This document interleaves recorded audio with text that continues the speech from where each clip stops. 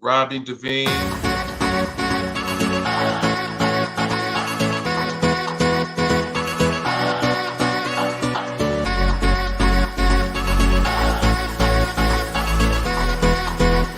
The worst possible thing you could say when you walk into a car dealership. I spent 5 years with Mercedes-Benz, 5 with General Motors, and the worst thing a person could say when they walk in is, if you could just get me to this payment, we got a deal.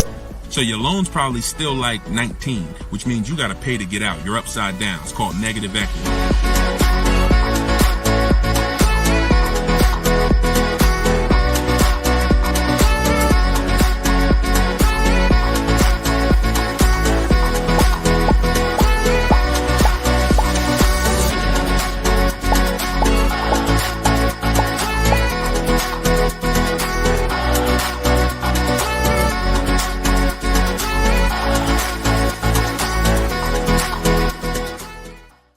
So you guys can start typing your questions. Welcome to Car Shopping Questions and Answers. This is episode 21. I am your host, publicly known as Deshone the Auto Advisor. And I want you guys to start typing your car shopping questions, because that's what this show pretty much exists for. I want to do some housekeeping for those who have never been on a stream with me before. I spent 14 years in the auto industry from 2006 to 2020. I left after the pandemic, and since then, we've spent the last 3 years educating people on how to car shop from home. Many of you have seen the people, I share some of the people who learn and who use these strategies that I'm going to be going over in this stream to make better deals faster while remaining in total control. And what I'm seeing from a lot of people is, you're not making great car deals, you're not making them fast, and you're making them with no control. So if you can bear witness to that's the way you have previously car shopped, then you're going to really enjoy what we do over here, because everything we do here is a total night and day. Okay. So I have Dolan, my man Dolan, moderating in the background, so you guys can start typing your questions. I see a lot of people on TikTok, but I don't see many questions being typed yet. And as we get the questions, we'll bring them onto the show. A little housekeeping, a little more housekeeping. I am the author of Cars from Home, my new digital book. It is called Cars from Home, 7 Steps to Saving Time, Money, and Avoiding Dealerships. We are currently at a 4.95 rating. 4.95. Thank you to everyone who's reviewing and rating the book on goodreads.com. I appreciate it. It's great to see all these 5-star reviews, and it's great to see the people using the book. So you can get your copy. If you want a copy of Cars from Home, it can be in your inbox in literally 3 minutes in my TikTok bio, and you can get it for 75% off during this broadcast. So you got 30 minutes to go to my TikTok bio or my Instagram bio, depending on what platform you're on. If you're on Facebook or YouTube, then we have a link in the comment section for you guys that you can use to get your 75% off. And then we have a banner here. If you're watching us on TV, you can just scan that QR code with your mobile phone camera, and that'll take you to your 75% off. All right. So now that that's out of the way, all right, Dolan, you can shoot the first question in, and we'll start getting them. We'll start going as we'll go through as many as we can. On my way to help my brother out with a deal right now. How do I make sure it's good? Long-term purchase, wants to keep it 10 years. Okay. Did everyone hear this? This is Edgar from YouTube. On my way to help my brother out with a deal right now. How can I make sure it's good? Long-term purchase, wants to keep it for more than 10 years. So this is probably somebody who knows my rule, the 8-year rule, where if you're not keeping your car 8 years, you should be shopping for a lease. So he specifically prefaced that he's shopping long-term to keep long-term, so that steps out of it. Now, the second thing we would do is we want to assess, is he trading or is he replacing a car? Because y'all know I just said a curse word. We don't use the word trade here. Is he replacing a car? Because some of you, you're spending too much time thinking about the car you're getting, and you're not thinking about getting the equity out of the car that you have. It's very important that if you don't take getting the equity out of the car you have seriously, That could be a third of your transaction. So I always say there's 3 buckets. Who we sell our car to is one. Who we get our loan from is another. And who we buy our car from is the third. In order for you to maximize and make sure you got a great deal, you have to separate those transactions and then you bid each one out. So you're going to who be honest, who has mixed those transactions? You buy a car and you get the loan from the same dealer, or you buy a car and you trade your car into the same dealer. Who's done that? Who's done that? So I want you to know, and again, this is your first time here, I'm really the bad news first person. See, I'm the bad news first because I'm not meeting you to tell you you're doing a great job. I wish it would be nice. It'd be nice to meet you and say, hey, you guys doing a great job. But most times what I have to do is tell you that you've already left money on the table. But I do bring the good news and giving you the strategies to get the money off the table so you can stop losing. But we have to be clear. I see a lot of you who have said, yes, Deshone, I've done that. All right. So it's impossible to get a great deal when you're mixing these transactions into one, because you're not going to get the most something is worth trading it. So Edgar, what you're going to do now is assess the equity, get bids for his old car. If he has one, he's going to get bids, and he's going to get bids from people who pay cash for cars, not private party. So we're going to go to CarMax, Driveway, Carvana, Kelly's Blue Book Instant Cash Offer. KellysBlueBook.com is trash. Kelly's Blue Book Instant Cash Offer connects you with a local dealer so that they can make a cash offer on your car online in minutes. Kelly's Blue Book Instant Cash Offer. Auto Nation, Sell My Car, and Car Guru, Sell My Car. So 3 of those sites connect you with local dealers for bids. 3 of them are online car buyers, CarMax, Driveway, and Carvana. So that's how we separate one transaction. Once we have the highest bidder, now we can move on to the next transaction. Shout out to the people tapping the screen, running the likes up on TikTok. I appreciate y'all.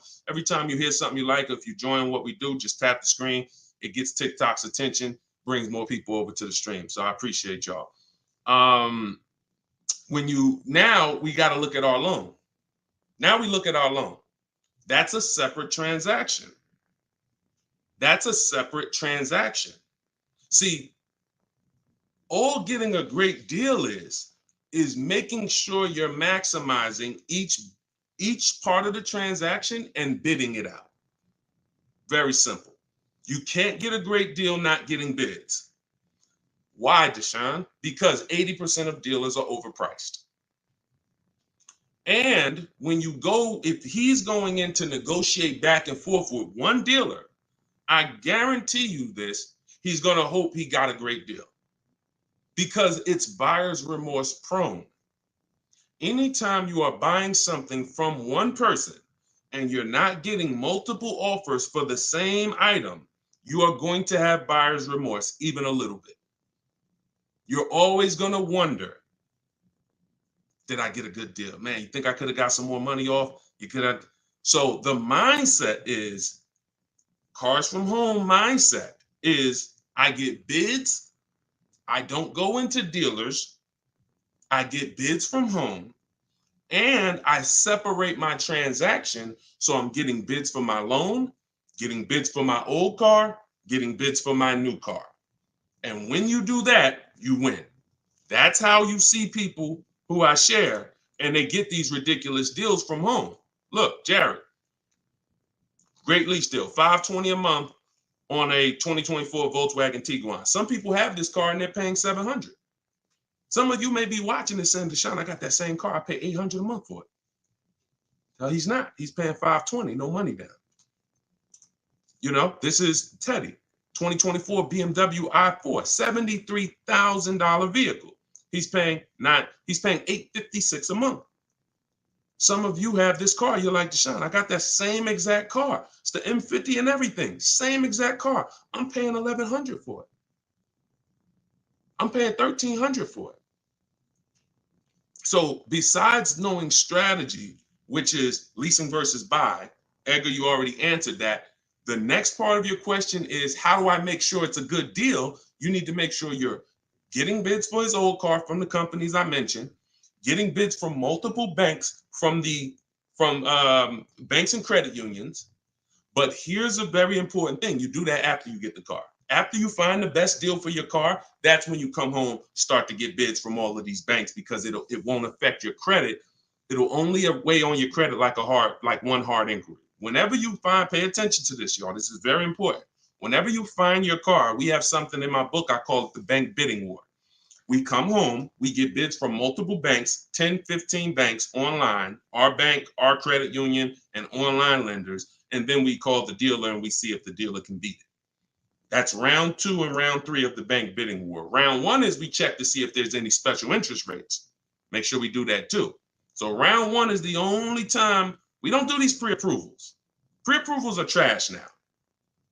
I'm on one right now. Let's get to pre-approvals are trash, because what they're doing is they're tying you to some that we're going to do a whole nother question about restricted pre-approvals, but I'm not going to go into I'll go into a whole nother question. Somebody remember to ask me about why we don't get pre-approvals anymore, because they're trash.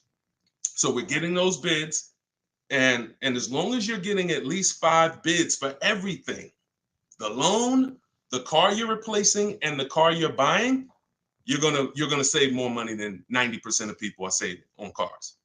Guaranteed. Guaranteed. All right. So follow that and tell your boy slow down. Go ahead, Dolan. You can shoot the next one up. A lot of times we moving too fast. Why do we do this? Why do we do this with cars? I want to get a car right now this weekend. Why do we do that? We don't do that with anything else. You do realize you're about to make a $50,000 decision. Some of you, it's more. Some of you, it's $20,000.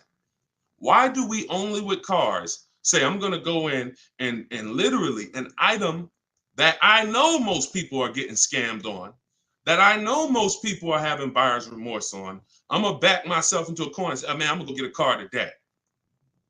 But we don't have strategy. And we're wondering why we're leaving, hoping we did okay. We're wondering why. So the best thing to do is to slow down.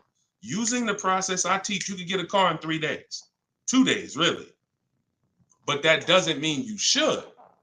Every single car you buy should not be an emergency.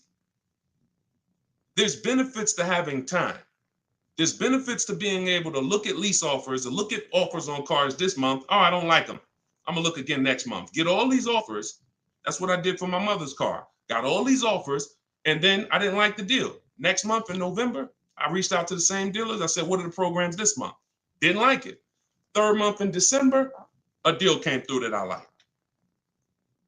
So every time we get a car, it should not be an emergency, because when you are shopping in an emergency situation, you put yourself in a situation where you don't have time and you got to buy a 5-figure item with no time.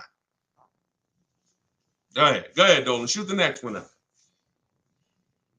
We only do this stuff with cars, and all I want us to do is stop doing the things with cars that we don't do with anything else. TikTok, want to pay cash, should I get new or used? That's a matter of budget and values. Great question. New or used is a matter of budget first, because can you get everything you need and want? Definitely your needs. If I had, let's say I got $35,000 cash I want to spend on a car. Can I get everything I need? Now, needs are extremely important. Needs is the stuff that make you trade the car in or sell the car because it's not doing what you need it to do. It's underpowered. You can't get on the highway. You're on the highway all day. The car's slow. You're scared because there's trucks driving past you. You can't get enough power. That's a need. A need is you have 4 kids. You need a 3rd row. That's a need. You get a car that doesn't have a 3rd row, you're in trouble. And I'm going to tell you how it's very simple when your budget gets compromised for you to take a need out instead of a want. When I was at Mercedes, I remember a person coming in and they were looking at the big truck, GLS.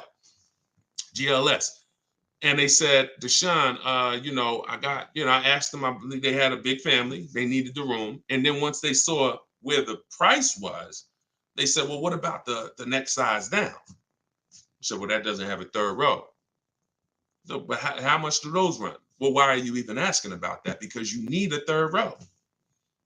So that's how easy it is to take a need out when the budget gets compromised. Now you end up getting a car that's in the budget, but it doesn't satisfy the need. Bad problem. Because you're just going to go trade that car in or replace it, and you're going to lose a ton of money, 20% probably on what you paid. So this is why when you look at paying cash, needs are always the first thing you have to assess. Because with a payment, you typically can borrow a little more to get a little more. But with cash, if you're like, this is all I got, then that means this is all I have. So go over your needs. And if you can get everything you need and you can get your wants, then go new. Now, some people will say, Deshone, I can't get all my wants brand new, paying cash. But if I go pre-owned, then I could get all my needs, all my wants. Great. So cash is, when it comes to new or used, in general, it's always a question of budget. It's always a question of budget. If you got all the money in the world, go new, buy a car new, because even if you overpay for it, you'll still get some of that back later. Not much, because you're keeping the car forever, or 10 years. You're not going to get much. But the point is, it's a value thing. There's no right or wrong here. There is no right or wrong. I see people who are like, Deshone, I only get a car every 10 years. I'm getting a brand new. That's fine for you. Some people say, Deshone, I get a car every 10 years, but I buy a pre-owned. I save myself 20%, 30% off the price. That's fine for you. And some people are like, I couldn't get a new one. I don't have the budget to get a new one, so I'm getting a pre-owned one. And that's fine. Just need to know where you stand and which one you are. Right? Great question. Go ahead, Dolan. All right, y'all, keep them coming. This is our, what day is it? Thursday? It's Thursday, May 16th, our 12 p.m. live stream. We'll try to get to as many questions as we can. Why did you get out of the car business? Oh, I never got this question before. Why did I get out of the car business? Interesting question. I got out of the car business because we let the wolves and sharks eat the sheep too long. So we literally knew we had wolves sitting next to us. Now, I like to make money, but I'm not a wolf, because I don't think you got to be a wolf to make money. But there are people who come into the car business who are uneducated, and all they know how to do is get people to pay and close deals. Get people to pay and close deals. And I know these guys, and these guys keep a job. And we know what the industry is, and we know what they say about us, yet we don't want to move the industry forward. So I don't want to be in an industry where we know what they're saying about us. We know they're saying it's hard to buy a car. We know they're saying the experience is trash. We know that they're saying that car salesmen are liars. But we're not doing anything to move forward with changing that. And I tried to change it from the inside. It didn't work. None of my general managers wanted to even entertain social media and being different. And I went to 2 of them with a whole proposal, 3-page proposal on what we could do different. They said, Deshone, it's nice. We appreciate it, man. But we just really need you to just focus on selling cars. And I said, okay, no problem. No problem. I will do my best to change it from the outside. So that's what we do now. We've had over 2,000 people work with me personally in my car buying school. And we've have right now, probably over 6,000, maybe even closer to 7,000 people who have my new book. So that's my way of making a difference in the industry from the outside, because the industry didn't want to change. The industry, the car business, guys, is not going to change until you change. See, when car dealers know 600 of you are going to walk into the dealership in a week, why would they change?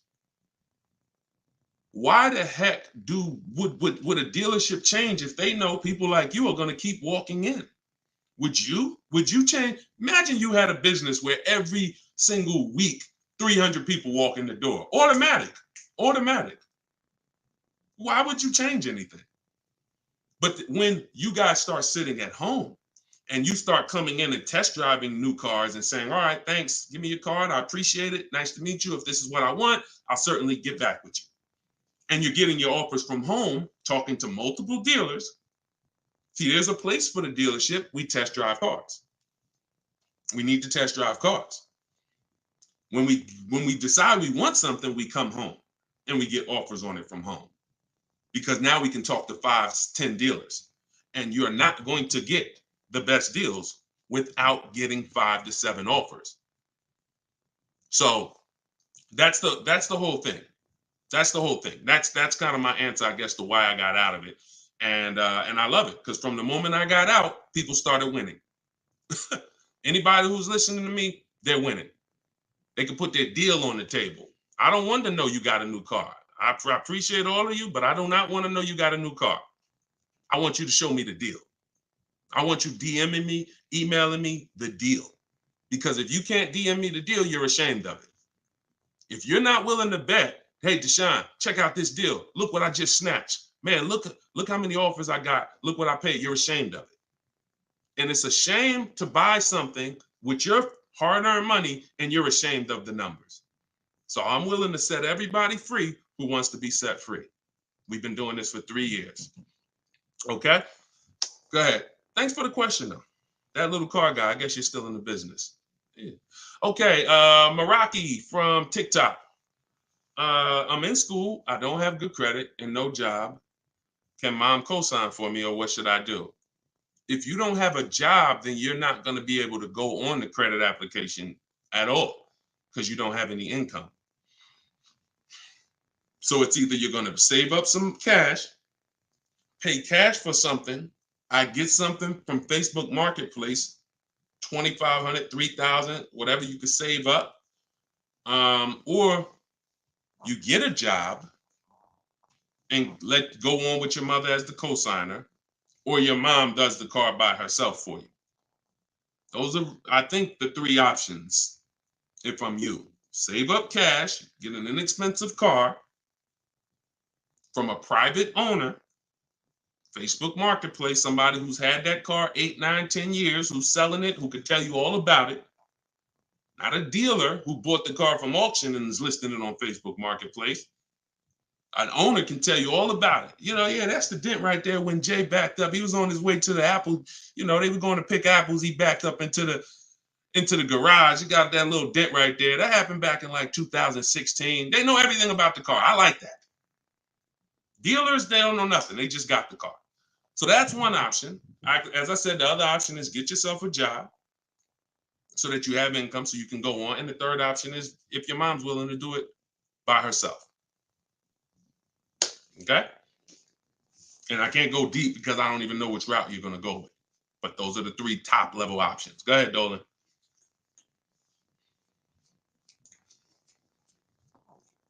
Okay, let's talk about pre-approvals and why pre-approvals are trash. Okay, so everything that the car business does is in response to what we do.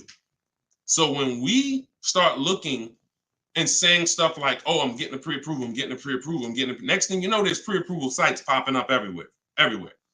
But a restricted pre-approval is what we don't use. I teach about this in my book. We don't use pre-approvals that point us to somewhere. What does that mean? You get pre-approved with Carvana, you can only shop at Carvana. You get pre-approved with Drive Time, you can only shop with our network of dealers. Capital One Auto Navigator, yeah, you're pre-approved for our network of dealers. See, I want y'all to remember this. Variety is what they use to try to fool you. Variety does not save you money. Competition saves you money. Variety is when you walk into the Dorito factory and they have 100 different varieties of Dorito. Every single flavor you can think of. Everything is $7 a bag. What are you going to do? There's no competition there. So when you hear Carvana say, oh, we have 50,000 cars, that's just the Dorito factory. When you hear CarMax say, oh, we have 30,000 cars to choose from, Dorito factory. See, because they're not, where there's no competition, there's no price savings. And that's why many of you have not saved the money that you could be saving. And you won't save the money you could be saving until you start bringing competition into what we do and how we shop. And I believe I'm the only person in the world, and I believe I have the best system in the world, be it in my book, be it in my classes, for creating competition in the car business with banks, credit unions, and people who buy cars. So once we knew that they were doing these restricted pre-approvals, now we said, okay, what other pre-approvals are out there? Is there anyone who will do a pre-approval with a soft credit pull? This is another aspect of why pre-approvals are trash. Who's had an experience where they went to get a pre-approval and the bank told them or the credit union told them, we need you to have a car first? What car? We need the information on the car you're shopping for. Well, if I had the information, I wouldn't be going for the pre-approval. I'm getting the pre-approval so that I can go get the car. Right? So part of it is the restricted pre-approvals. Part of it is the fact that they want you to have a car. And then the last part is, I don't even know if this is the last part. Another part is they give you a deadline. If they do a hard credit pull, you're done. I'm going to tell you why. Hard credit pull with a deadline means now we're forcing you to shop in a hurry, which I don't like doing. I talked about that earlier in the stream. I don't like shopping in a hurry because where else do we buy this type of item that's this expensive in a hurry? We never do. But cars, we let people do stuff to us that we don't do anywhere else. Okay? Shout out to everybody who hits the like button. If you enjoying what we're talking about, please hit the like button. It does make a difference. So restricted pre-approvals, need you to have a car, deadline, and hard credit pull. Hard credit pull starts what opens what's called the rate window. It opens something that's called the rate window, where Experian has an article you can Google, literally Experian rate shopping. They will let you have multiple lenders access your credit report with a hard pull. And at the end of that, they say a 14 to 45 day period, it will only weigh on your credit like one hard pull. So if one hard pull would have dropped your credit 10 points, you could have 30 hard pulls and it'll drop your credit the same 10 points as long as you're within that window. But the minute a hard pull is initiated, the clock starts to tick. So if you go get a pre-approval today with a hard pull, and literally now you're shopping and you have a deadline, you have two deadlines. You have a deadline when the pre-approval expires. Then you have a deadline when the rate window closes, to where now if you run your credit again, it's going to drop your credit more.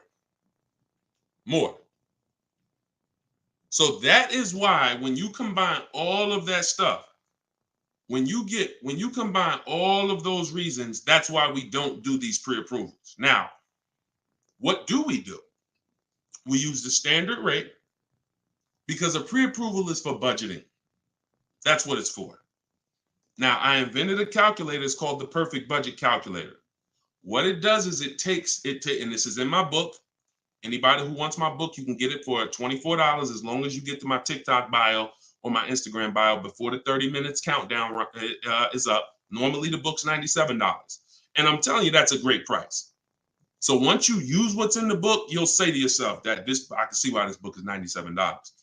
Now, if you're on Facebook or YouTube, you can look in the comment section and you can see we have a comment pin for you to get yours. You can go to deshonesbook.com or you can scan. But I have a calculator that you put the average interest rate in, you put how much you want your monthly payment to be, and then you put how much down payment you want to put, if any, and then you put how much equity you're getting from your old car, and it tells you how much you can spend for a car. It'll give you multiple goals: 5-year loan, 6-year loan, 5-year loan, no money down, 5-year loan, some money down, 6-year loan, no money down, 6-year loan, the max money down, and it'll tell you, and it takes into account taxes and all of this, because we get in trouble. The pre-approval is only for budgeting.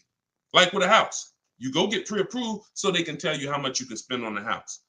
So until there is a site that exists or a platform where you can legit get soft credit pre-approvals, access to multiple lenders, Everything else is trash. The pre-approvals are trash. And again, we must shop rates. So I'm never going to give one bank my business without shopping rates against competitors.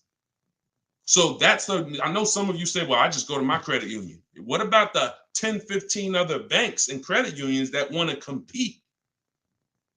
You just leaving those people out? Yeah, no, I'm not interested in none of that. Even if this person could get you a rate that's 2 points less, you do realize that's $2,000, right? That's $3,000. So the way we shop, we employ what we call the bank bid war, because we need the banks to bid so that we can see 10, 15, 20 different bank offers and pick the best one. And these pre-approvals, most of them are literally designed the exact opposite. They're designed to tie you in to them, lock you into them, so that you don't shop competitors. Same daggone game. Dealers, banks, same game. Lock you into us, keep you from shopping competitors. Make you think we're all the same. Keep you from shopping competitors. Hey, how much time you want to put in? All to keep you from shopping competitors. But we don't let those people get us off our agenda, because we know that's where we save the money. Go ahead, Dolan. Competition is where you save the money. Quickly. I've heard you mention there's a time and place for a smart car purchase. That's older vehicle with good miles. What's your opinion on shopping for repo cars? So first of all, Alex is mentioning something I call a smart car. Shout out to the people running the likes up on TikTok. Thank you for tapping the screen. So when you see smart car from me or in my book, it's not the smart car you're thinking of with the little tiny smart cars. It's something called saving money at the right time. It's a car that is literally, the purpose of it is saving money at the right time. This is the time. And now there's two types of people who usually get these cars. One is fixed income, low income. I want the best car possible. You could pay cash for it or you could get a loan for it. But I need you to know whether you're keeping it a long time. Because what you can't compromise on with the smart car is the quality of the car. So let's go back to what we talked about with wants versus needs. Wants versus needs are so different, especially when you're looking at an inexpensive smart car. See, because I know I only need a car to get me from point A to point B. That's all I need. And if I'm the second type of person who's getting a smart car, which is I can't qualify for a lease, I want to lease because I know that's going to save me the most money, because I'm not keeping my cars 8 years, but I don't qualify. I don't have the credit right now to qualify for a lease. So a smart car will help you build the credit 2 years of on-time payments to transfer into a lease. But the car must last. Now, if I'm buying a smart car to keep it for a long time, let's just say, you know what, I want to buy an inexpensive car, 7, 8, 9, 10 grand, 11 grand, and I just want to keep it. The smaller car, the better. That's why wants versus needs is important. The smaller car, because if you get something like a Hyundai Elantra that was 22,000 brand new, you probably can find a nice one for 10 grand, because it was only 20 grand, 22 grand brand new. But if you're going to look for a Dodge Durango, which was 45,000 brand new, then yeah, a $10,000 one is probably going to have 100-something thousand miles on it. Probably going to be 10 years old, 9 years old, and it's not a quality vehicle. So it's important, if you're going to pursue the smart car, Alex, that you literally are focused on your needs. And there's things we break down. Remember these 5 things. You pay for these things when you get a car. You pay for size. You pay for amenities. That's your leather, your navigation, your tech packages, your options, your bells and whistles. You pay for performance, standard engine, high-powered V6, V8. You pay for class, Chevy, Infiniti, Mercedes. All these cars, 4 doors. 4 doors, They all got 4 doors and they all look the same in size, but they're different classes. So the prices are different. And then you pay for exclusivity. Those are the 5 things you pay for: size, amenities, performance, class, exclusivity. You got to know what to snatch out of there.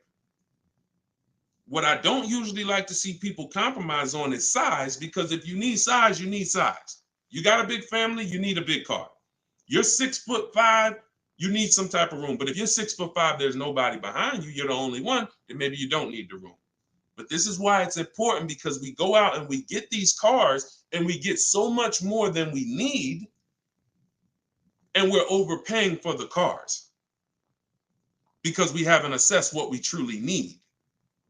Now, again, you got all the money in the world, you want to throw it at your car, God bless you. I'm not telling you don't do that. I don't think it's financially wise. But if you want to do that, but for those of you who are like Deshone, now I can't really afford to overpay for a car, then you better know what you need in the car and make sure you get that. But yeah, older vehicle with good mileage. Repo cars, when you say repo cars, if the car has been repo, when you look at it on the actual, when you look at the title, does everything else line up? The type of title it was, because I don't know if they show repo on the actual title. Maybe they do. Has anybody ever seen repos on a Carfax? I can't quite remember a time where I've seen repo on a Carfax or car was repossessed. Could be. Let me know if you guys have seen that. But we're typically looking at title, type of, which is the type. Is it a salvage title? Is it a rebuilt car? Is it a total loss car? Is it a rental?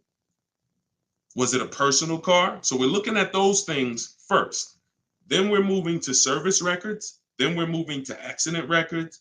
And that's how we're going to assess if this is a quality used car. So you have to look at more than just if the car was repoed, you know. But again, I don't know if we can determine if the car was repoed, honestly. All right, go ahead, Dolan. All right, we got a lot of questions. I'm gonna try to go through these quicker.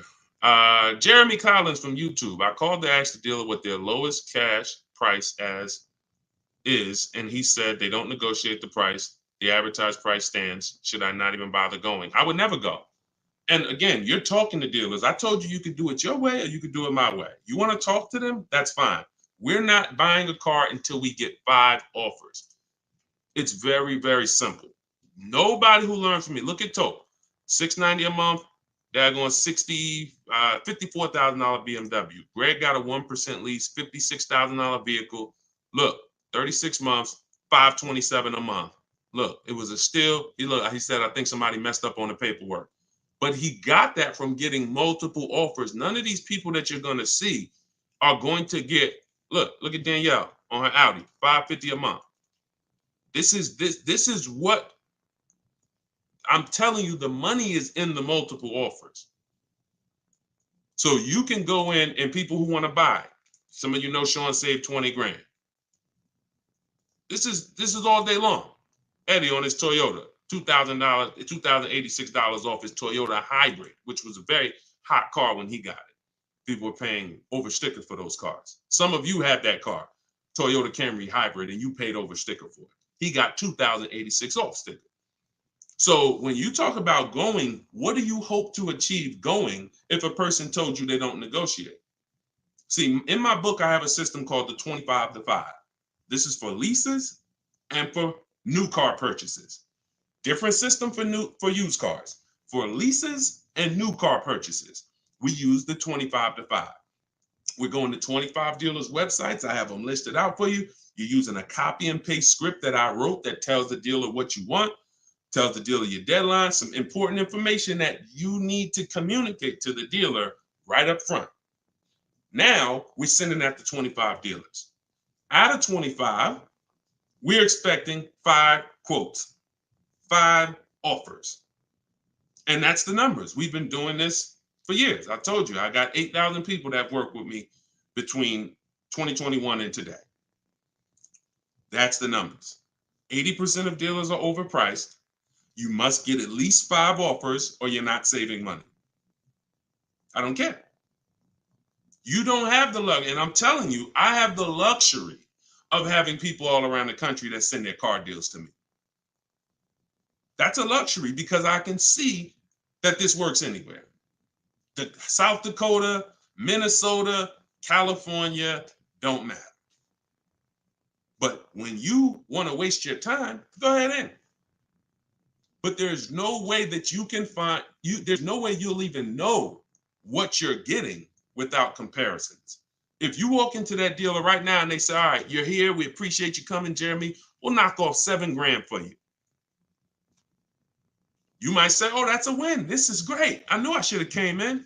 Yeah, but what if you'd have sat at home and you'd have got offers and you'd have saw that another deal was going to take off 10 grand. Another deal was going to take off 9 without you even being there and going through the whole hoops and all of that crap. See, you can't determine what a good deal is.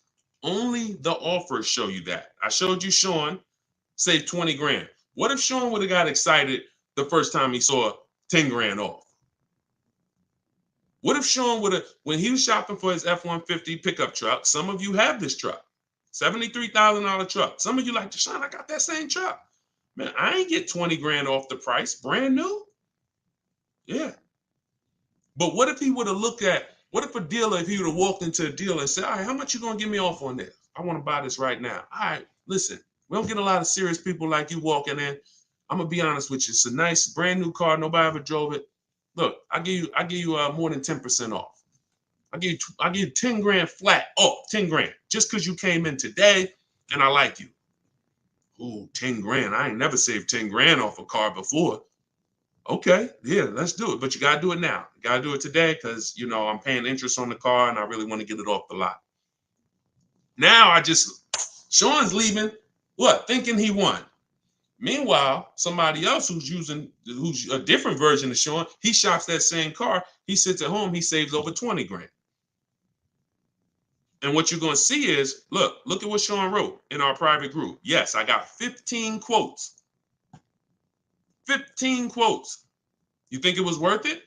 Who thinks it was worth it? Him sitting at home, look, couldn't find anything on the MSRP, ended up expanding my search to 150 miles outside my area to find this deal. I'm going to another state to pick this up. You think it's worth it? My man's saving almost 21 grand. And he did it in 90 minutes sitting in his living room while people are slaving and sweating in dealerships. So no, we can't mix our way we do things, Jeremy, with this old way. That old way is trash. Sorry to tell you, but I'm not really sorry to tell you. I want you to leave that old way so you can really start saving money, being in control, feeling like you're sitting at home calling the shots. People are competing to earn your business, not feeling like, yo, why am I in the dealership begging these people to sell me a car? No. Mm-mm. Go ahead, Dolan.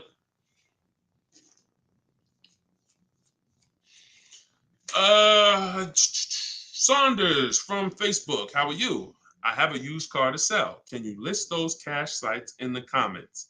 I won't do it in the comments, but you can. I'll give it to you again. It's CarMax, Driveway, Carvana, Kelly's Blue Book Instant Cash Offer, AutoNation Sell My Car, and Car Guru Sell My Car. Now, if you're on Facebook, you can actually rewind to the section. You know, Facebook and YouTube allow you to rewind the broadcast. We can't do that on TikTok or Instagram. All right, go ahead, Dola. Greg, what's going on? Greg from YouTube. Can a used vehicle be leased?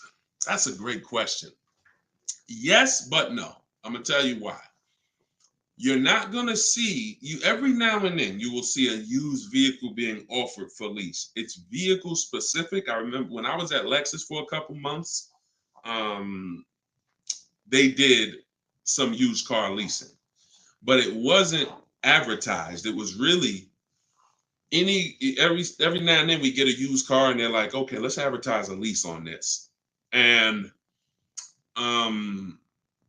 because you can't shop enough to actually see if it's a good deal, I don't usually like them, because again, in order for me to guarantee my best deal, see, how do we judge lease deals? 1%, between 1% and 1.5%, and over 1.5% is a bad deal. So under 1% or less is a steal. $40,000 vehicle, $400 payment or less, steal. You stole the car, no money down. And we've had people who've gotten these deals using what we teach. You have we have tons of 1% lease deals. You know, some of you have seen them.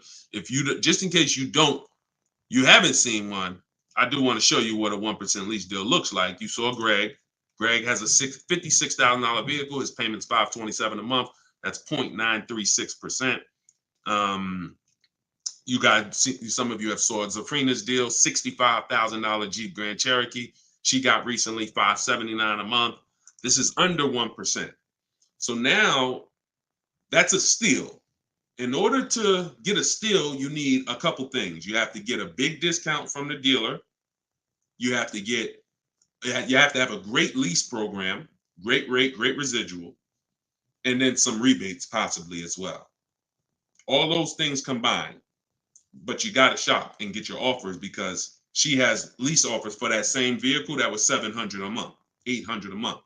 I always tell you, if you don't see a $200 a month difference from your best offer to your highest offer, you didn't shop the right way.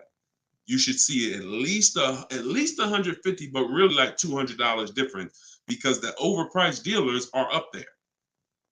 So the good deal is between 1% and 1.5. This is a great lease deal. Great lease deals between 1% and 1.5% of the payment. So on that same $40,000 car, you get between $400 and $600. Great lease deal. Obviously, the lower the better. Over 1.5%, that's a bad deal. That's a bad deal. We're paying too much for a car that we're giving back. So that's the formula when we're shopping for new lease deals. If we were shopping for a used lease deal, then we would certainly need to adjust it, but without having enough cars to compare to, we just won't know. Because I'm not going to pay the same price that I would pay to drive a used one that I would pay for a new one. So it's a little complex because it's a thing, but it's not really a thing. BMW's tried used car leasing. Lexus, like I said, has tried it. There's some people who have tried used car leasing, but they haven't made it a thing. And when it's not a thing, it becomes an opportunity. See, if it's not a thing, when it's a thing, then we can shop it. We can shop a bunch of used car leases. When it's not a thing, it's an opportunity, which means, oh, you know what? Show them a lease on that car. We could probably make more money if we lease that. Now, again, if you want to judge them, that's on you. But I did see a Lexus LS. I do remember that when I was at Lexus. It was a Lexus LS, like an $80,000 car, and it was like $599 a month. But with the taxes and everything, it probably really would have been about $750 a month, which is technically a 1% lease deal, but it's a pre-owned car. So I don't see, it's just a lot. And that's why I don't, and again, you can't walk into a dealership and be like, hey, I like that used car. Can you work me a lease on it? So that's why I just stick to the new cars, in my opinion. Or, that's what I do. That's a great question, though. Go ahead, Dolan, shoot the next one up. All right. Welcome, everybody. Shout out to the people tapping the screen. Can y'all keep running the likes up on TikTok? Every time you tap the screen, you let TikTok know that you're enjoying what we're talking about over here, and they send more people over. So we appreciate you. Can you please talk? This is Brian from Facebook. Can you please talk about high mileage leases? Great. I like this. What's the ways around paying for going over the limit? Well, don't go over the limit. Choose your mileage wisely. In my book, Cars from Home, I have a section called Choosing Your Mileage Wisely. And all it is calculating how much you're driving and then building the contract accordingly. I would never get a lease for 10,000 miles per year if I know I drive 15,000 miles per year. I'm literally setting myself up for failure. I'm setting myself, and then you have people who will blame the lease. See, I I got hit with all of these fees at the end for the mileage. Well, we asked you right up front how many miles you wanted in the lease contract. You said 30,000. You could have said 45,000. So I am not a fan of just getting leases with any mileage. I'm not a fan of that. I would never co-sign that at all. We get the mileage we need, because even when we get the mileage we need, we're still hundreds and hundreds of dollars per month less than if we purchased the car. And one thing that you got to be clear on is, if you purchase the car and you're a high mileage driver, you're literally destroying the value of the car. Some of you know, when I pull this out, what are we about to talk about when I pull this out? Does anybody know in the comments? Anybody know in the comments? What are we about to talk about when y'all see me pull something like this out? Okay, hold on. Let's see if anybody knows.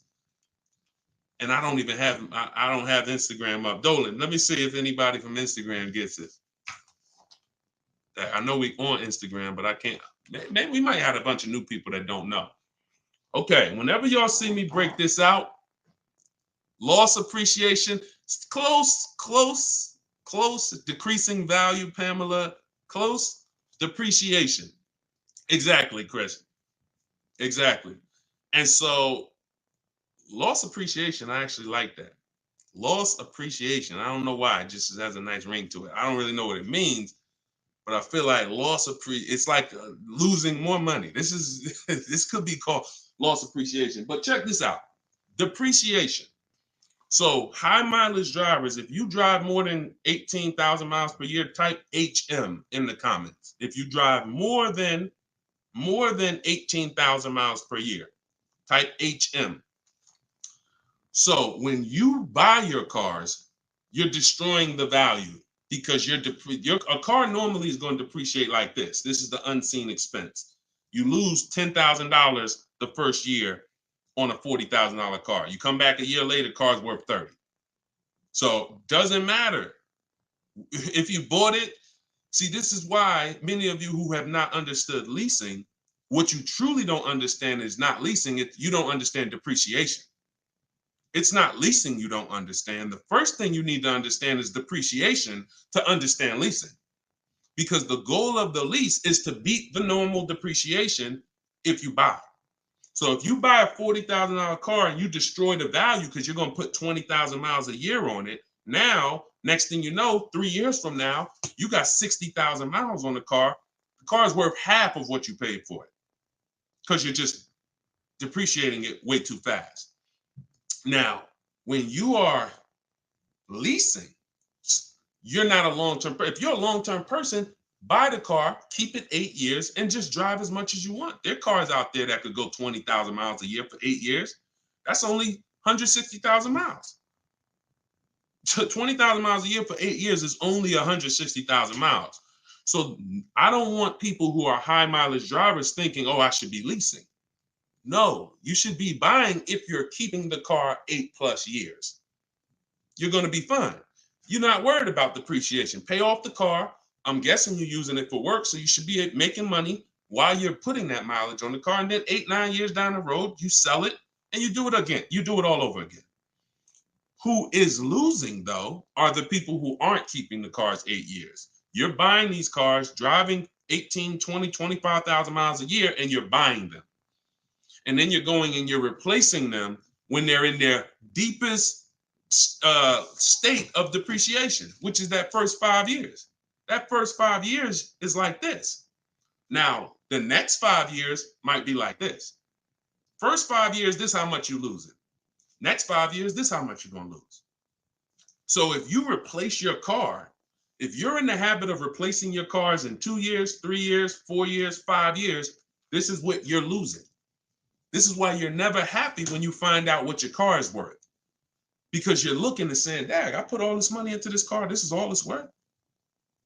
So you need to get out of that, because you're losing compared to someone who's leasing. So when you're a high mileage lease person, and I'm going to tell you how I found out about this. I was at Hyundai I had a gentleman come in to return his lease. Guy literally had 72,000 miles on the car. And I'm like, let me ask you something. You lease this? He said, yeah, I'm in sales. I never buy my cars anymore. I used to buy cars and I used to, trade them in, and I would always have the negative equity. I didn't, I started leasing them. And I'm like, okay, this is interesting. So I go in, I'm doing his paperwork, and when I saw his payment was only like $175 or something more than a normal payment on a Sonata. So it's not like he was paying $500 a month more to drive all of that. He's paying like less than $200 a month more to drive all he wants. So I'm like, okay, I got to start telling people about this now, which is what I did. Once I learned that, I began to teach about the high mileage leases, because the high mileage leases, once you shop for your best lease deal, let me give you an example. Let me show you what that would look like. You shop for, let's say you shop for your best lease deal, you get a deal like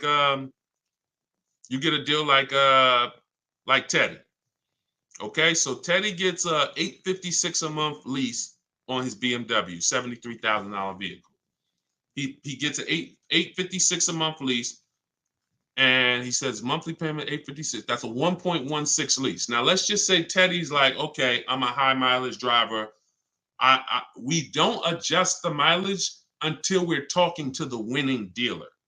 This is all in my book, because some of you like, Deshone, I can't remember all of this stuff. Then grab your copy of Cars from Home, 7 Steps to Saving Time, Money, and Avoiding Dealerships. Get it for 75% off in my TikTok bio, but you only got 30 minutes before the price is $97. Same thing in my Instagram bio. You should jump off the broadcast, come back in 3 minutes, and your book will be on its way to your inbox. And if you're on Facebook or YouTube, we have a comment in the comment section for you guys pinned, so you can get your copy. So once you get the best offer, now you're going to talk to that dealer. We don't shop quotes with 25,000 miles a year. No, we shop quotes 12,000 miles a year, only first month's payment due at signing, taxes and fees all in, and we're doing that with 25 dealers to get 5 offers. Now, once we have our 5 offers, that's when he would reach out to this dealer and say, okay, thank you so much, BMW of whatever. Can you please adjust the lease mileage and show me what it would be if I take 25,000 instead of 12?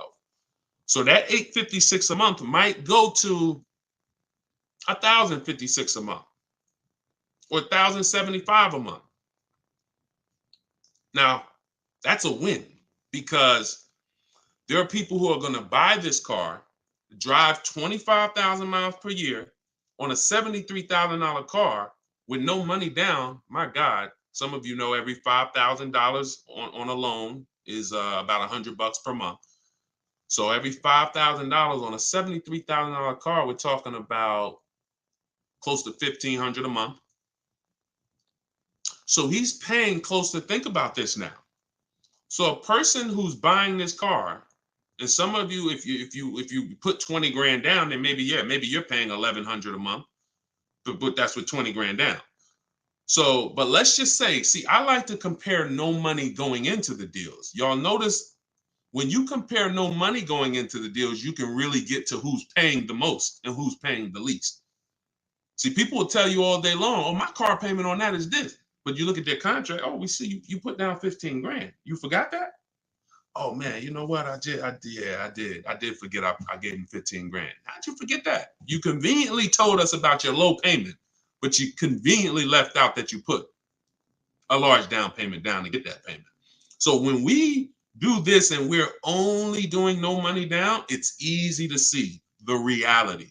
So in this scenario that I just broke down, Teddy's, say his $25,000, 25,000 mile a year lease might look like $1,075 a month. A person who's buying their car is driving off, buying that same car is driving off with a $1,400 payment. So you're now I'm gonna show you how this person's about to lose twice. See, that's hard. That's bad enough, right? Like that, he paying $300 more per month than this person. Yeah. just because he wanted to buy the car. But he has a bank involved, so he don't own the car until the car is paid off anyway. But now here's where he's about to lose again, because he's going to start driving that $73,000 car 25,000 miles per year. So in 3 years, how many miles he has on the car? 75,000. In 4 years, let's say he's going to keep it another year because BMW has, well, no, he would go through the warranty, so forget about that. But let's just say he kept it 4 years. Now you got a BMW with 100,000 miles on it. It's 4 years old. It was 73,000 when it was brand new, but now it's 4 years old with 100,000 miles on it. How much is this car worth, everyone? 4-year-old BMW, 100,000 miles on it.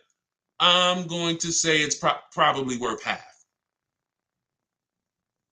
Half of 73. I'm going to say that car is probably going to be worth $35,000, $38,000, something like that. I'm just guessing. I don't see that car being worth 50. A regular 4-year-old one with regular miles might be worth 50. So look at what just happened. We got a 4-year-old car, might be less than half. Might be less than half, quite honestly. Because after 4 years, I think 3 years, 75,000 miles, that car might be about 40 grand. It's just high miles. So you lost $33,000 of value in depreciation. 33,000. So not only did you pay $300 more per month than the person who's leasing, you actually got your loan, paid $300 more, and when you go to trade the car in or replace the car rather, you still gonna have a loan. Because most people are taking loans out on these cars. So when you go to replace that car and got 100,000 miles on it after 4 years, and you still got another 2 years on the loan, and you mess around and still have negative equity. This is happening all day long. High mileage drivers have the biggest negative equity positions of anyone. That's why I'm stressing this. High mileage drivers used to come into the dealership and it was 10 grand, 15 grand negative equity all the time. Uber drivers coming in, hey, I drive Uber, I'm replacing the car. How many miles you got on it? It's like 220,000. Okay, you still owe money on it? Yeah, I still owe some money on it. Okay, you actually still owe 18 grand on this car. How long you had it? I had it for like 3 years. 3 years. You still owe 18 grand. The car is worth like 5 grand. Car's worth 5 grand because you're putting too many miles on it, but your loan is moving like this. But your car's value is dropping like a daggone boulder. This is why this is called deal structure. So if y'all don't hear me talking about getting bids, the other aspect you'll hear me talk about is deal structure. Because you're structuring your deals incorrectly, you're losing thousands of dollars. Purchasing when you should be leasing, you're losing thousands of dollars. Don't matter how good you negotiate. You purchase a car, you should have leased it, you lost 5 grand. So I'm breaking this down for y'all to see, not only do I need to be getting bids, I need to make sure my deal is on the right foundation. So high mileage leases are absolutely 1,000,000 times better than buying a car when you are a high mileage driver. It's 1,000,000 times better unless, like I said at the beginning of the question, you're going to keep it 8+ years. In that case, don't worry about it. Now, there's one more thing I teach in my book to wrap this up. One more part of this question. I teach 2 strategies for short-term high mileage drivers. One is the high mileage lease. Second is 2 cars, 1 payment. 2 cars, 1 payment. What that looks like is your first car is a purchase. Some of you have a car now, and let's say it has 100-something thousand miles on it. Good car though.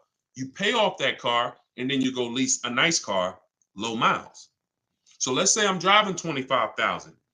I've been putting all this mileage on one car. I'm paying that car off. Then I'm going to go lease my nice car because some people want a nice car. I've had people say that to me in my course, in my group, DMs. Like, I just want a nice car. I don't want a car that I'm going to put 25,000 miles on. And like, how do I get around that? Perfect. You're going to do 2 cars. You're going to have one car that becomes your mileage car. You're going to buy that car, pay that car off, and then once that car is paid off, you're going to go lease and get an average miles lease, 10,000 or 12,000. And I'll put 15,000 miles per year on my mileage car, and I might put 10,000 miles a year on my lease. So I might lease me a nice car, brand new car. Now I got this mileage car. That thing gonna have 300,000 miles on it before I replace it. But my nice car, I'm replacing every 3 years. And then that you can do that literally for probably a decade. You can work that for probably a decade, but at some point, then you're going to need to re-up on the mileage car.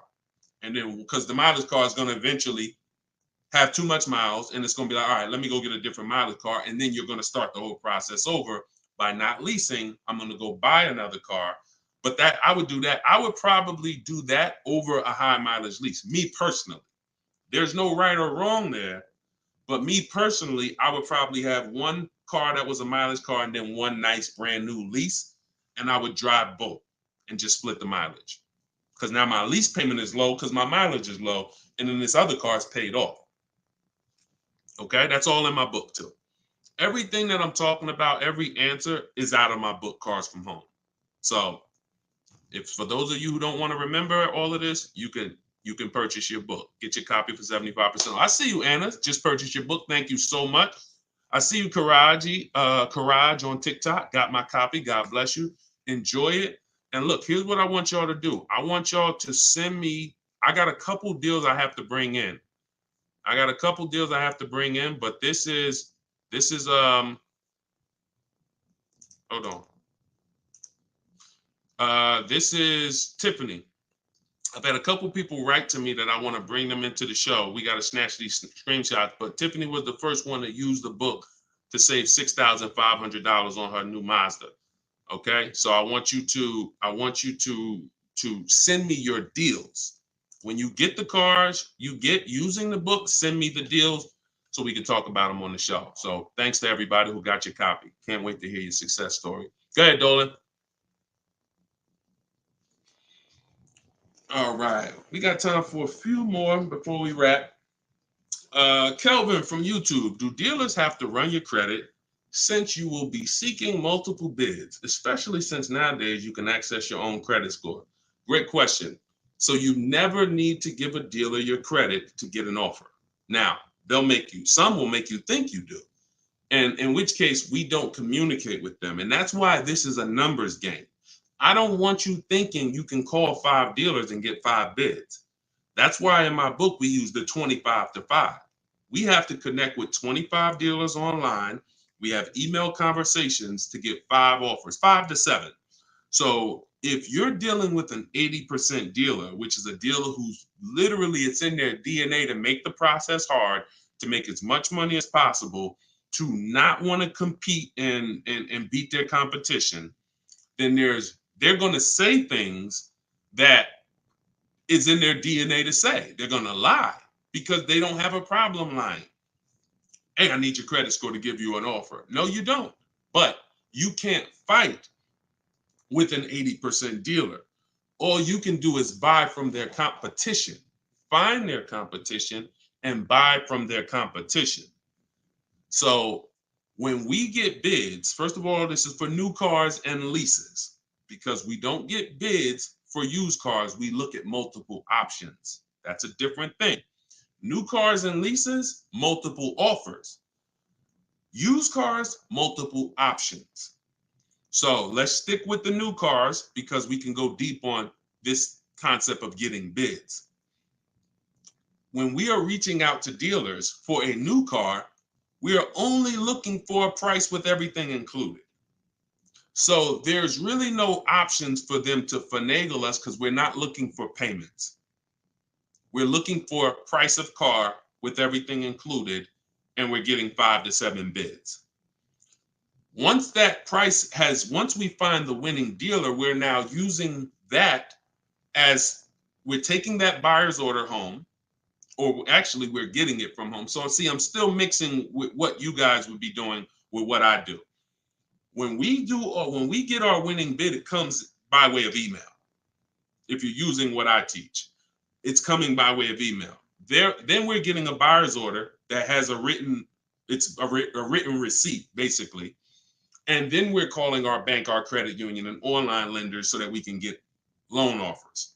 And then once we get those loan offers, we're calling the dealership who's won the bid, and we're telling them, hey, this is my best loan offer. If you can beat it, I'll go with you. So that's, again, round 2 and round 3 of the bank bidding war. No credit necessary. Now, sometimes you'll hear people say, well, if you don't want to give us your loan, then we won't sell you the car at this price.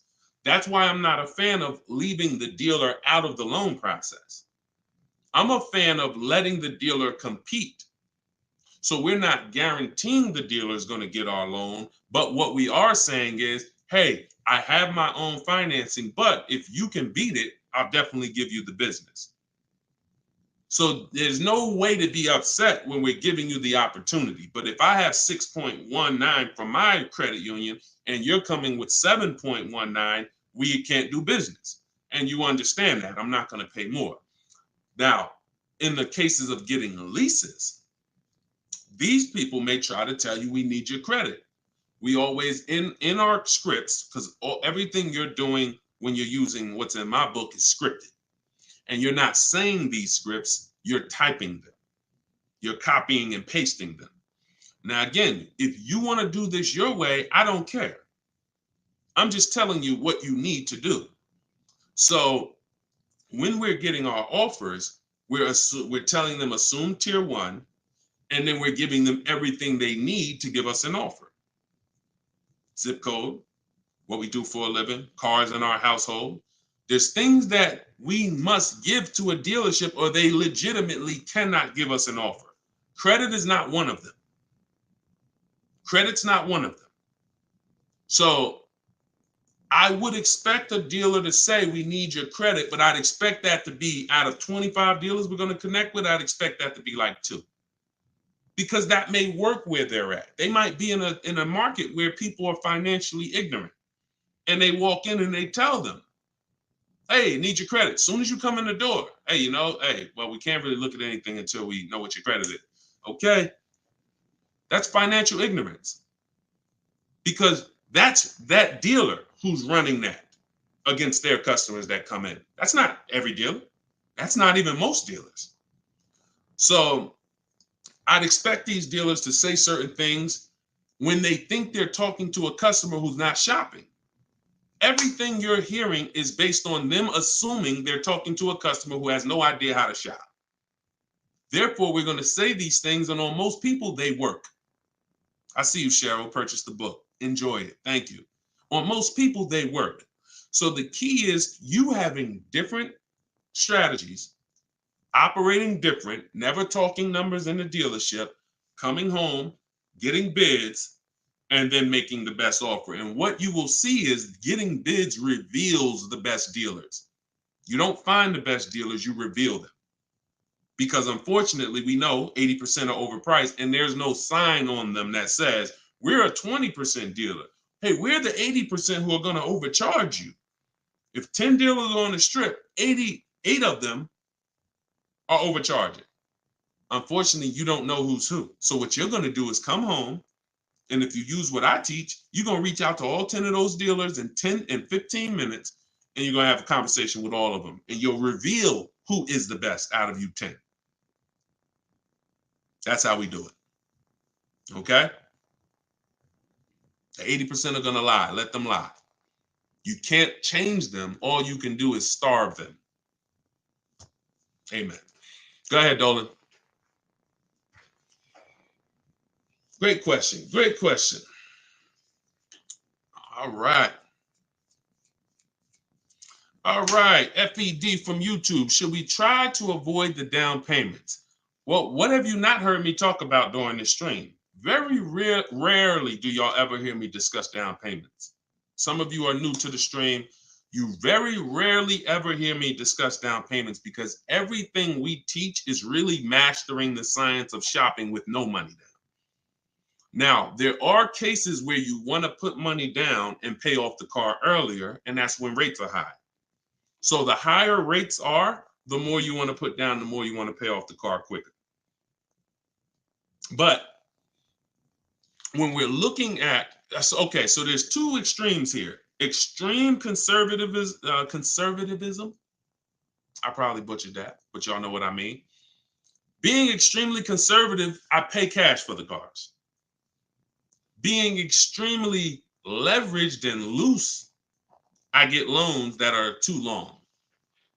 So the reason why people are stressing pay cash, because you can't take the car from me if I pay cash. But this other group of people over here are getting loans that are 7, 8 years. And what it is like is that's like a 50-year mortgage. That's why some of you know I have the rule of 72 on the 10th birthday, which means you should never take a car loan longer than 72 months. And the car should be paid off by the 10th birthday. So it's not just the length of the loan, it's the age of the car. The age of the car matters, because the more risk the longer you have a loan on a car, the more risk you're taking. So if your car is 11, 12 years old with a loan on it, I've seen these stories. Some of you probably have been in this situation. Cars breaking down, things are going wrong because it's a 10-year-old car. It's an 11-year-old car. You can't be upset when things go wrong, because what you would normally do is fix them. And you keep the car. You might put $2,000 in the car, but it now doesn't need anything for another 2 years, 3 years. But if you have a car payment you're making every month, and now it's time for some serious maintenance, some of you are going to be stuck. And I call this the repo recipe. So the conservative is over leveraging, no money down, super long loan. Let me get the most car I could afford. I'm gonna go in and I'm gonna walk into the BMW dealer and say, okay, how much is that car? 50 grand. All right, listen. Can you give me the 700 a month? No, because that math doesn't math. Every $5,000 is $100 a month. That's why you need to know that. Every 5,000 is $100 a month. So when you look at that BMW for 50, you should automatically think about $1,000. So when you go in to buy, though, and you go in and you're like, okay, can you give me the 700 a month? Maybe they put you in a 9-year loan. Maybe they put you in a 9-year loan and say, look, we got you to 775. Oh, I'm in. Let's go. Now you're driving out of there with a daggone 96-month loan. So there's two extremes. Over leverage, which is what I just broke down. Long loans, no money down. And then extra conservative is pay cash. But there is an in-between here. There's an in-between here. Some people are very conservative. They only get 3-year loans. They don't take a loan longer than 3 years. Some people are conservative and they only get 4-year loans. Short loans, pay them off quicker. Those are very conservative. But I think you can safely go to 5 or 6 years as long as you get a quality car and you're not taking risk of things breaking while you still have a loan. And everything we're doing is always shopping with no down payments. Because a down payment, the only goal of the down payment is to lower my payment and save me on interest. But if you got a 0% loan, maybe you don't want to put money down. If you got 1.9%, some of you got your money in the stock market. You might be getting 9%. Some of you invest in real estate. You might be getting 15%. If you can use the bank's money at 1.9% or 2.9%, you're not going to pull that money from real estate or from the stock market to throw it at a car. So again, this is another case-by-case basis where you need to know what's right for you. But what I can tell you is everything that I teach, from purchasing, leasing, new cars, used cars, is teaching you how to shop with no money down. But that is not the deal. I'm going to wrap this up with this. There are many of you who think the no money down is the deal. You get a good deal on it? Yeah, man, I ain't even have to put no money down. That is not a deal. A deal is a deal regardless of the money that's going into it. When you look at Frena, $579 a month, no money down. Look at Sean, shopped all these offers, saved 20 grand. Look, If he had to put 10 grand down to get this, it don't matter. It's a deal. I'm saving 20 grand off the price of the vehicle. It's a deal. He hasn't even talked about his monthly payment yet. Because before you talk about no money down, you need to make sure you even have a deal, which means, am I getting a below market price on this item? Once I know that, this used car is below market value. This new car is below market value. This lease that I'm getting is below market value. Once I know that, now I can decide, do I want to put money down? But you need to, the reason why we shop with no money down is so you can evaluate the deal. It's convoluted when they say, okay, well, give us 7 grand, 7 grand, and then your payment's going to be $672 a month. You don't know, you're off. When you shop with no money down, you can literally assess the deal with no money going into it. And now if you look and say, well, this is a great deal, but I want to lower my payment like $100 a month. That's where money down comes in. If Frena looked and said, you know what, I'm saving, I'm getting a 1% lease, but instead of $579, I really want to be under $500. I'm gonna put down 3 grand. Now she's at $499. So although she didn't get a no money down deal because she didn't want it, she still got an insane lease deal. So some of you will look and say, wow, you put 3 grand down, man, did you really get a deal? If you're thinking no money down is a deal, then you're gonna look at people who put money down and say, man, I don't know if you got a great deal. No, I got a great deal before I ever go to put money down. I got 10 offers on this car. I saved 10 grand. And I decided I wanted to put money down on my loan. But again, for those of you who are like, Deshone, I don't have any money to put down, you're going to love what I teach, because every single, I would say probably 90% of the people who learn from me are not putting money down because they see they don't have to. If you could get a payment where you want it and you can get a car that you want with no money down, you should do it. And again, you have the resources, you want to pay the loan off quicker, get it out the way, pay less interest, that's fine too.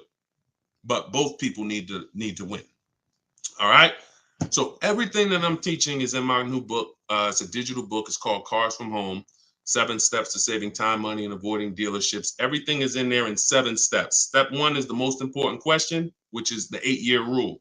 How many years are you keeping the car? That's going to put your deal on the right foundation. You cannot get a good deal purchasing when you should have leased. So the first question, first step in my process is the most important question, the 8-year rule, leasing versus buying. Second step is equity assessment. Third step is we structure our deal correctly. Fourth step is we shop, not buy. This is when we go test drive. This is when we go and we do these 5-minute Google searches that I talked about and I teach you in my book, and they tell us if the car is a bad car. We should not be asking our neighbor if the car is a good car. There's 10,000 of that car sold that your neighbor has. They might like theirs, but 2,000 other people might not like theirs. So we have to go where the data is. That's what we do in the shopping step. That's how we make sure we don't get a great deal on a car, but that car's in the shop every 3 months. Fifth step is multiple offers. This is when we're in the market, looking at used cars, looking at new cars, looking at lease offers, ready to take something down, ready to accept an offer. Step 6 is paperwork and protection. We have our offer now. Now it's time for us to do our bank bidding war, make sure our paperwork is in order, look at protection, extended warranties. I walk you through these things in a simple way. And then step 7 is delivery. So by the time you get to step 7 in my book, I'm congratulating you on your car. You shouldn't be at step 7 and you haven't done anything yet. It's not a book you read and then you get ready to take a test on it. It's a book you literally read and you're doing action steps. And by the time you get to step 7, you got your car about to be picked up. Okay, so all of you can get your copy for 75% off, and everything that I teach is in there. And it's in my TikTok bio, in my Instagram bio, or in the comment section. Okay, but yeah, I try to go deep on these, but we can't do short answers sometimes. Because I think when we do short answers, we don't answer the question in full. Sometimes there's a place for it, but sometimes we just can't do it. So we try to get through as many as we can. But we'll be back on another live stream. For all of you who do want to attend my masterclass, it's called, it's free. It's called Everything You're Doing Wrong, Buying, Selling, and Leasing Cars. You can go to my TikTok bio as well. And we also have a comment in there for you. You can go to my Instagram bio. So I don't care, like always in the show, I don't care where you get the information. You get it in my free social media videos. You want to piece it all together. You know it's for different types of people. Leases, buyers, high mileage drivers, used car. So if you want to try to piece it together, God bless you. You want to piece it together from these live streams, God bless you. You want to go to my masterclass, and God bless you. You want to read the book, I don't care how you get it, but you should be writing me. The information is out there. And you should be writing me with your deals. You shouldn't be writing me with your problems, because nothing that you're going through is unique. I guarantee you that. I guarantee you that. So, all right, let's keep winning, y'all. I will see y'all on the next stream. It's always a pleasure. Thank you, Anna. I appreciate y'all. God bless.